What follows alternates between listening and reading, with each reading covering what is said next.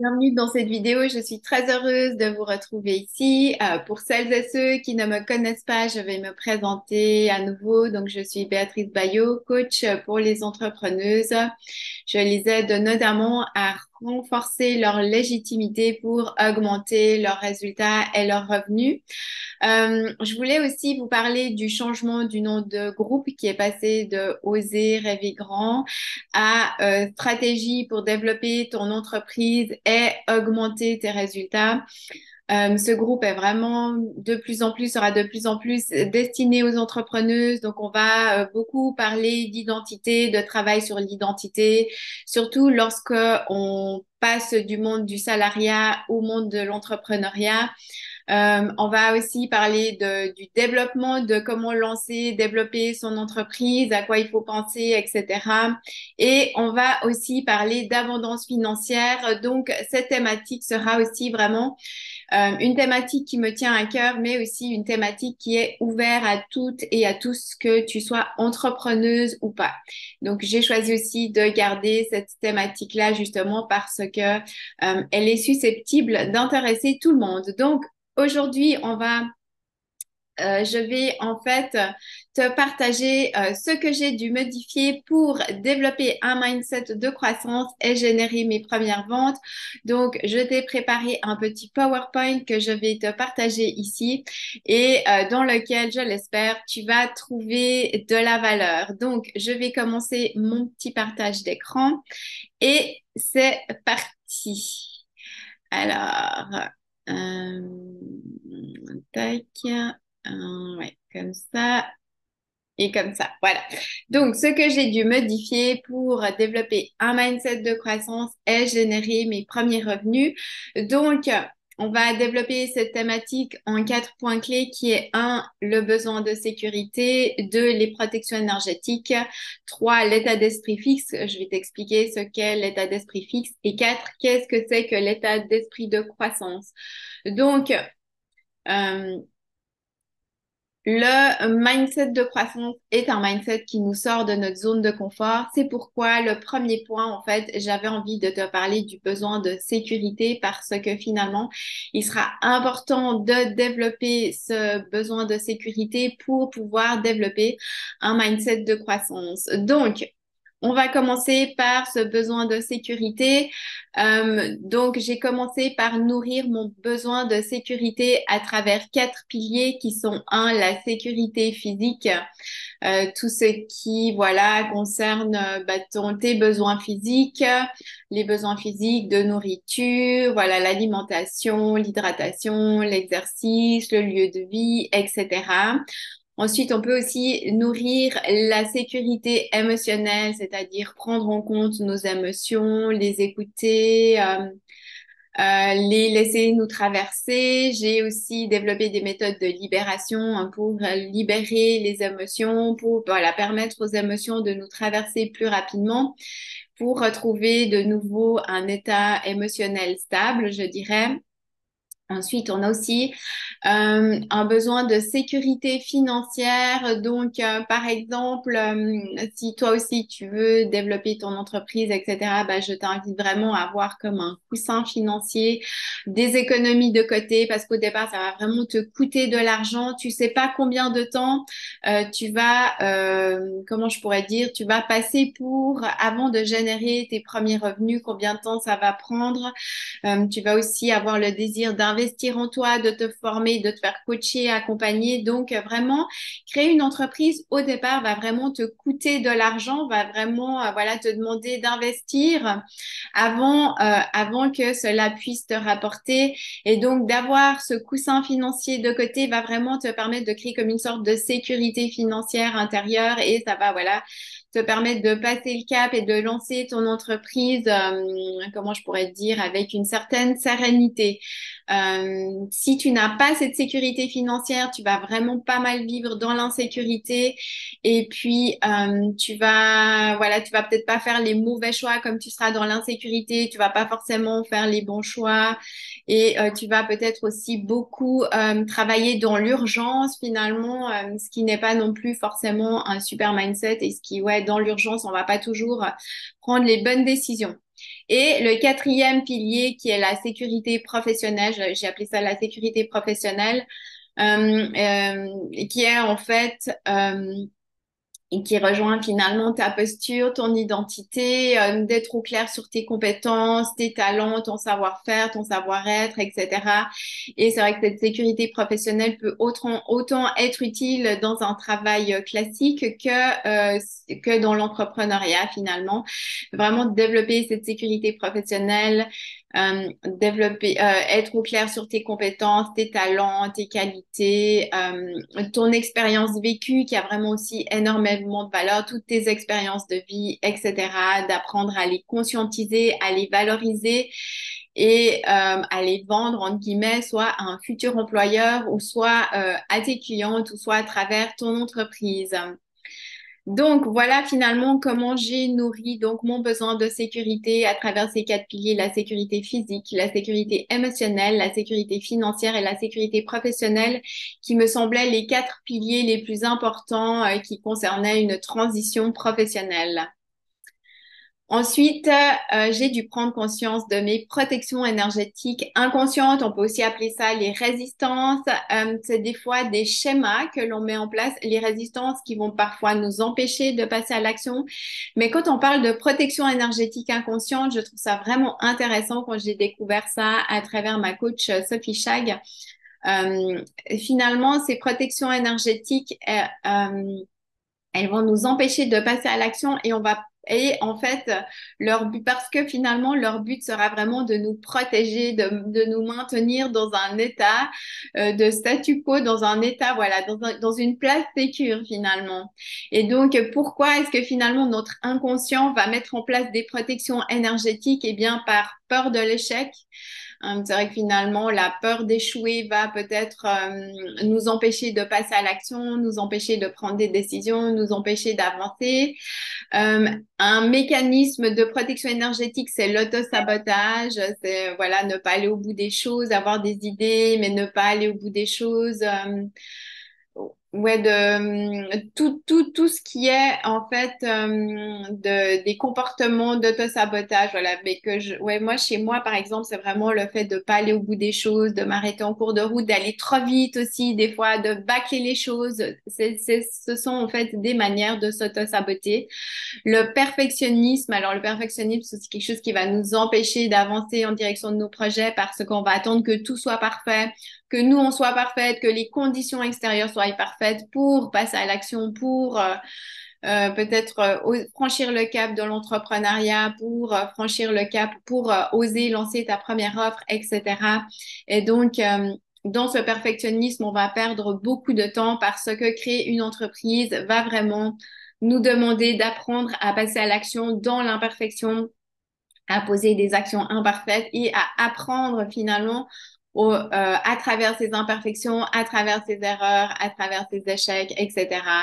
Nous apprendre à se relever, à voir ce qui a fonctionné, ce qui a moins bien fonctionné, à corriger le tir et à repasser à l'action de nouveau, peut-être de manière un petit peu moins imparfaite.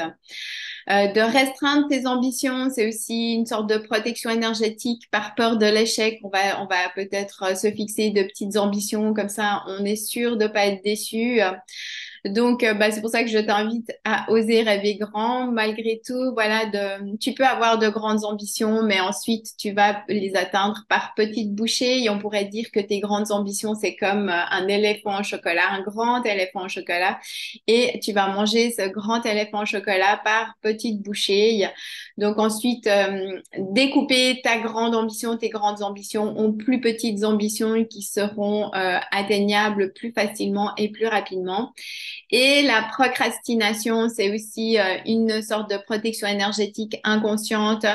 C'est par exemple regarder, je sais pas moi, passer beaucoup de temps sur les réseaux sociaux, passer beaucoup de temps à regarder tes séries Netflix au lieu de te former, au lieu de te renseigner sur, par exemple, si tu veux changer de travail ou si tu veux, si tu es dans une formation en tant qu'entrepreneuse, etc. Donc, c'est vraiment comme à quelque part aller perdre du temps dans des choses pour te changer les idées.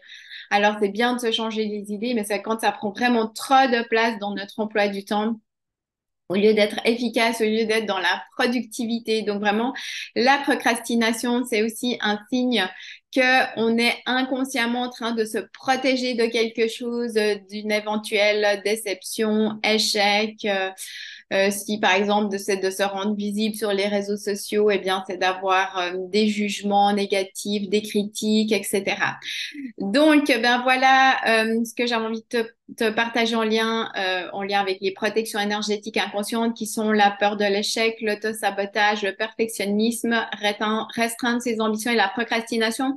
Finalement, c'est des choses que j'ai vraiment rencontrées chez moi et que j'ai dû surmonter et que je continue à surmonter à un autre niveau parce que c'est des choses qui reviennent tout le temps mais qu'on va libérer, qu'on va conscientiser chaque fois à un autre niveau. Finalement, l'évolution, c'est comme une spirale de choses qui reviennent, mais à un niveau différent, un état de conscience différent.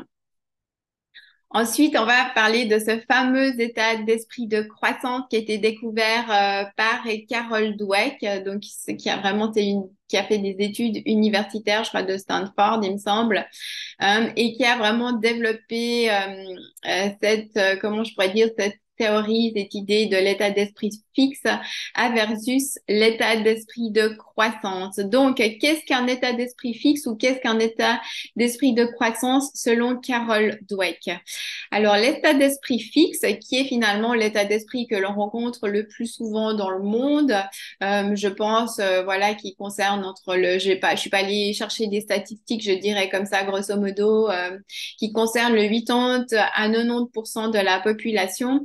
Donc, c'est des personnes qui pensent que soit elles sont capables de quelque chose ou qu'elles n'en sont pas capables. C'est blanc ou noir, hein, il n'y a pas de gris entre deux. Ce sont des personnes où c'est un état d'esprit dans lequel on déteste les challenges, je déteste les challenges. Je déteste, voilà, quelque chose de nouveau, aller me challenger. C'est un état d'esprit dans lequel je pense que mon potentiel est fixe, que je sais faire quelque chose, je ne sais pas faire quelque chose, mais que voilà, c'est comme ça, puis ce sera comme ça jusqu'à la fin de mes jours. Et c'est un état d'esprit dans lequel je m'en tiens à ce que je sais. Donc voilà, je fais ce que je sais faire et point barre, ça s'arrête là. Donc, qu'est-ce qu'un état d'esprit de croissance? Eh bien, c'est de croire que je suis capable de tout apprendre, que tout est possible. Là, avec un minimum d'effort, un petit peu d'apprentissage, eh bien, je vais pouvoir m'améliorer. Que les challenges me font évoluer. Donc, je suis OK, je suis d'accord de me challenger. Et puis, même si finalement, ce sera pas une grande réussite, mais je sais que finalement, quand j'accepte un challenge, eh bien, que je vais apprendre, que je vais évoluer, que je vais apprendre et peut-être aussi que je vais obtenir le résultat désiré. Mes efforts et mon attitude déterminent mes capacités. Donc, que mes capacités, c'est quelque chose qui peut grandir, sur lequel je peux avoir une certaine emprise parce qu'en fournissant des efforts, voilà, en me formant, eh bien, mon potentiel va pouvoir grandir et voilà, je vais être capable de faire plus de choses que ce que je pensais. Et j'aime essayer de nouvelles choses. Voilà, je suis OK pour tester de nouvelles choses, pour me confronter peut-être à la peur de la nouveauté. Et puis voilà, je suis prête à essayer et à faire l'effort d'essayer de nouvelles choses et justement peut-être aussi peut-être à échouer. Je suis prête aussi à apprendre. Voilà, je suis prête à me relever si finalement je vis l'échec ou je vis la déception. Donc finalement, pour toutes les personnes qui veulent évoluer dans leur sphère professionnelle, cultiver et développer un état d'esprit de croissance va vraiment te permettre d'accélérer en fait ta carrière professionnelle en ayant finalement ces pensées que tu es capable de tout apprendre, que les challenges vont te faire évoluer, que tes efforts et ton attitude vont déterminer tes capacités et tes résultats et que tu aimes finalement essayer de nouvelles choses. Ensuite, pourquoi finalement cultiver un état d'esprit de croissance? Qu'est-ce que ça va te permettre? Eh bien, ça va favoriser la résilience, l'apprentissage continu et l'épanouissement personnel. C'est vrai que Souvent, on est nourri finalement par le fait d'apprendre de nouvelles choses et on pourrait dire que finalement, les personnes âgées, c'est vraiment les personnes qui ont figé leur état d'esprit et qui ont cette croyance qu'elles vont plus rien apprendre de nouveau et que c'est fini et que finalement, cultiver cet état d'esprit de croissance, avoir cette envie d'apprendre de nouvelles choses va finalement d'une certaine manière on va rester jeune d'esprit finalement, ça va nourrir notre esprit et puis on va se sentir toujours, comment je pourrais dire, dans une posture d'apprenant, de quelqu'un qui apprend et qui s'améliore et qui acquiert de nouvelles compétences, de nouvelles capacités et qui ouvre finalement et qui est en train de s'ouvrir un champ de possibilités nouvelles et infinies. Donc, pour y parvenir, de développer cet état d'esprit de croissance, il est crucial de créer un environnement qui encourage la prise de risques, les prises de risques constructifs et qui valorise l'effort et la persévérance, tout en offrant le soutien nécessaire pour que les individus se sentent en sécurité dans leur quête de croissance et d'excellence. Donc, c'est pour ça aussi que je t'ai parlé des besoins voilà, des besoins à nourrir pour créer ce sentiment de sécurité parce qu'il est clair que soit vouloir changer de travail ou évoluer dans ta carrière ou créer une entreprise ou évoluer dans ton entreprise va vraiment aussi te demander eh bien de transformer ton état d'esprit, d'être d'accord d'apprendre, etc. Et de prendre des risques, tu vas devoir sortir de ta zone de confort et c'est pourquoi il est important de créer un environnement de sécurité et de soutien pour que cette croissance, pour cette croissance professionnelle se passe finalement de manière douce, le plus douce possible, avec beaucoup de bienveillance, avec de l'efficacité et puis avec du soutien aussi. Soit un soutien de toi-même, mais aussi un soutien que tu vas pouvoir aller chercher à l'extérieur de toi à travers des accompagnements, du coaching, de la thérapie, etc., selon ce qui est bon et juste pour toi.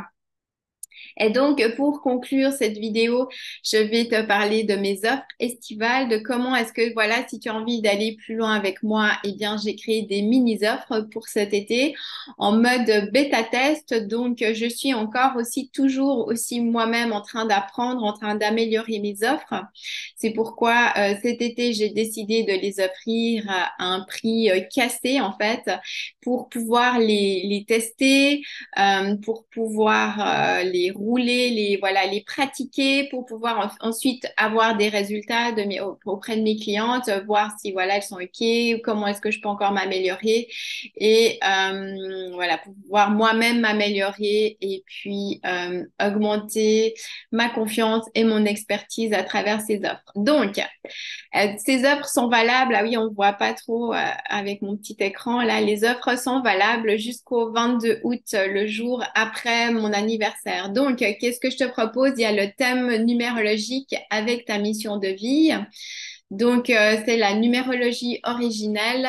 Donc, ça, c'est deux enregistrements audio que je te prépare et que je t'envoie où tu vas avoir ton thème numérologique et la mission de vie. En fait, c'est un petit tirage de cartes qui te sera dédié. Donc, c'est 30 euros pour les deux audios que je vais t'envoyer. Donc là, on n'a pas besoin d'avoir de contact en direct. Ça peut juste se passer par Messenger. Tu dois juste me donner tes dates de naissance. Et puis voilà, je te prépare l'audio, je te fais le petit tirage de cartes. Et je t'envoie tout ça par Messenger ou par email. La deuxième possibilité, c'est de te réserver une séance de libération sur la relation à l'argent. Donc ça, c'est un coaching de 45 minutes qui se fait en Zoom, en visio, ou si tu aimes pas, si t'es pas à l'aise avec les visios, ça peut aussi très bien se faire par appel téléphonique. Et donc ça, c'est 50 euros la séance de 45 minutes où on va vraiment focuser sur ta relation à l'argent. On va surtout travailler sur un plan énergétique. On va libérer des croyances. On peut aussi travailler sur la loyauté familiale. On peut aussi travailler sur comment est-ce qu'on appelle ça quand on a fait je sais plus maintenant, je sais plus comment ça s'appelle, mais comme c'est des choses aussi que l'on peut prendre de vie en vie. Finalement, quand on fait un vœu de pauvreté, voilà, on peut aussi aussi travailler sur les vœux de pauvreté, etc. Donc, ça, c'est une séance de 45 minutes à 50 euros. Et puis, sinon, il y a aussi l'éveil. Donc, c'est un abonnement de coaching sur 6 mois. Ça, c'est vraiment, j'avais envie de créer un coaching sur du long terme, sur 6 mois, qui est vraiment aussi digeste sur le plan financier. Donc, c'est une séance de coaching d'1 heure par mois pour faire le point sur ta situation. Et puis ensuite, on a un suivi Messenger. Donc, tu as accès à moi sur Messenger du lundi au vendredi pour me poser tes questions, pour célébrer tes avancées, pour me partager tes challenges, pour voir voilà, si je peux t'apporter une vision qui va te permettre de sortir de là plus rapidement. Donc, cet abonnement est vraiment plus spécifique pour les entrepreneuses en devenir ou les entrepreneuses établies. Et donc, je le fais à 480 euros, donc, alors qu'à la base, il vaut 1000 euros. Et il est aussi payable en mensualité de 80 euros. Donc, voilà, c'est mon petit cadeau pour l'été, pour les entrepreneuses en devenir ou établies qui ont envie d'un suivi personnalisé sur 6 mois. Dans ce suivi personnalisé, on va calibrer ton entreprise au chiffre d'affaires désiré. On va faire ça sur un revenu trimestriel, mais on va aussi, voilà, autant travailler dans le concret sur ton identité, ta structure, ton écosystème, mais on va aussi travailler dans le subtil avec des libérations énergétiques. Voilà, en fait, finalement, c'est un petit mix. Je vais vraiment créer, comment je pourrais dire, des séances adaptées à tes besoins. Et généralement, dans mes séances, j'aime bien travailler le plan concret en début de séance avec des actions que tu vas poser ou que tu as à poser, etc. On va vraiment... et puis, en fin de séance, on fait souvent, si on a le temps, on fait un petit travail de libération énergétique. Donc, c'est vraiment de travailler sur le plan concret, mais aussi sur le plan subtil. Donc, voilà ce que j'avais envie de te partager aujourd'hui. Le message principal, c'était de te parler de cet état d'esprit de croissance qui a été développé par Carol Dweck, d'en prendre conscience. Ne te juge pas si tu vois que tu es la plupart du temps dans un état d'esprit fixe, c'est vraiment OK.